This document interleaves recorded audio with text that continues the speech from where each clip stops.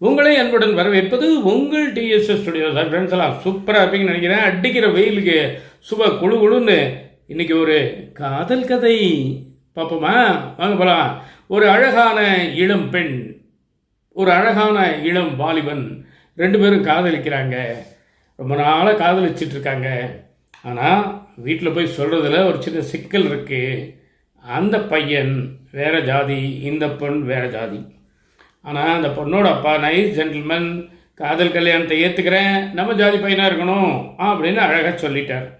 இப்போ எப்படி வீட்டில் சொல்கிறது அப்படிங்கிறது இவங்களுக்கு ஒரு குழப்பம்.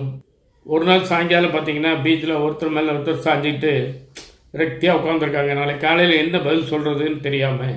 ஏன்னா அவங்க அப்பா கொடுத்த ஒரு வருஷ கெடு அன்னையோட முடியுது. மறுநாள் காலையில் அவங்க அப்பா கரெக்டாக கேட்குறாரு. நம்ம ஆஃபீஸில் எல்லாம் பார்த்தீங்கன்னா நீங்கள் நல்லா வேலை செய்கிறீங்களோ இல்லையோ, கரெக்டாக அந்த ரிட்டையர்மெண்ட் டேட்டில் மறக்காமல் உங்களை வீட்டுக்கு அனுப்பிச்சுடுவாங்க. அதே மாதிரி பாணியில் இன்னையோட ஒரு வருஷம் முடிஞ்சிருச்சு, என்ன சொல்கிற அப்படின்னு கேட்குறாரு. நீ ஏதாவது முடிவு இருந்தால் சொல்லு, இல்லைன்னா நான் பார்க்குறேன் அப்படின்னு சொல்லி இந்த பொண்ணு தயங்கவே இவர் ஒரு 3 மாப்பிள்ளையை இன்டர்வியூ பண்ணுறாரு.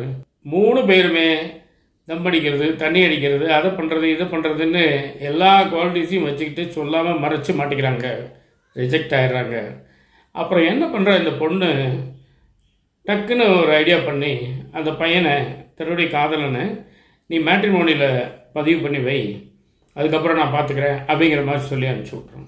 கடைசியில் மேட்ரிமோனியில் இவங்க 2 பேரும் சேர்ந்து பார்க்கும்போது அந்த பையன் ப்ரொஃபைல் நல்லா இருக்குது, இன்டர்வியூ பண்ணுறாங்க, அறிமுகப்படுத்தி வைக்கிற அப்பா, 2 பேரும் ஹலோ சொல்லிக்கிறாங்க, அப்பாவே பூஞ்சி வச்சுக்கிறாங்க, முன்ன பின்ன பார்க்காத மாதிரியே வச்சுக்கிறாங்க.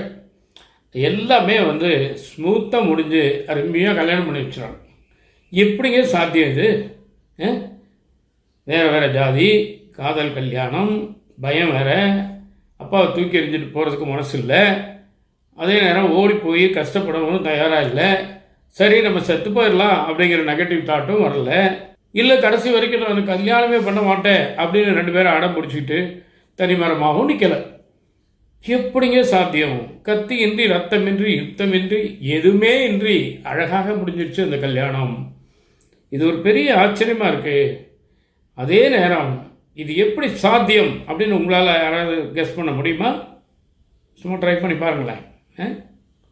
சும்மா ட்ரை பண்ணுங்க, நமக்குள்ளே என்ன இருக்கு? எனக்கு தெரிஞ்சு நம்முடைய நண்பர் ஒருத்தர் இருக்காருங்க, விக்னேஸ்வரன் அப்படின்னு சொல்லி, அவர் கொடுத்த ஐடியாவில் தான் இந்த கல்யாணம் ஸ்மூத்தாக முடிஞ்சிருக்கு. அவர் யாருங்க புதுசாக வராரு, அவர் ஏங்க ஐடியா கொடுக்குறாரு இவங்களுக்குன்னு நீங்கள் கேட்கலாம். ஏன்னா அந்த விக்னேஸ்வரன் அப்படிங்கிற ஒரு குறும்பட இயக்குனர், அவர் வடித்த பாத்திரங்கள் தான் இது எல்லாமே. இந்த கதை, வசனம், டைரக்ஷன் எல்லாமே அதில் இருக்க நாட்டு. நான் அது என்னன்னு சொல்லலை, அந்த படத்தை பார்த்து நீங்கள் தெரிஞ்சுக்கோங்க. காதலன் காதலி அப்படின்னு ஒரு சின்ன குறும்படம் எடுத்திருக்காங்க. ரொம்ப அற்புதமான படங்க. இளம் தலைமுறையினர் அவசியம் பார்க்க வேண்டிய படம். ஏன்னா அந்த காதலில் அவங்க 2 பேரும் எவ்வளோ உறுதியாக இருக்காங்க. அதே நேரம் பெற்றவங்களுடைய மனசு கோணாமல், ஊர் உலகம் கண்டபடி பேசாமல், பலவிதமான அசிங்கங்கள், அவமானங்களை எல்லாம் தவிர்த்து அழகான முடிவை எட்டியிருக்காங்க. அதுக்கு காரணம் யார்? இயக்குனர் விக்னேஸ்வரன் தான். நிச்சயமாக அவர் தான். ஏன்னா அவருடைய தாட் பாசிட்டிவாக போயிருக்கு, நேர்மறையாக போயிருக்கு. அப்படி இப்படி திரும்பலை.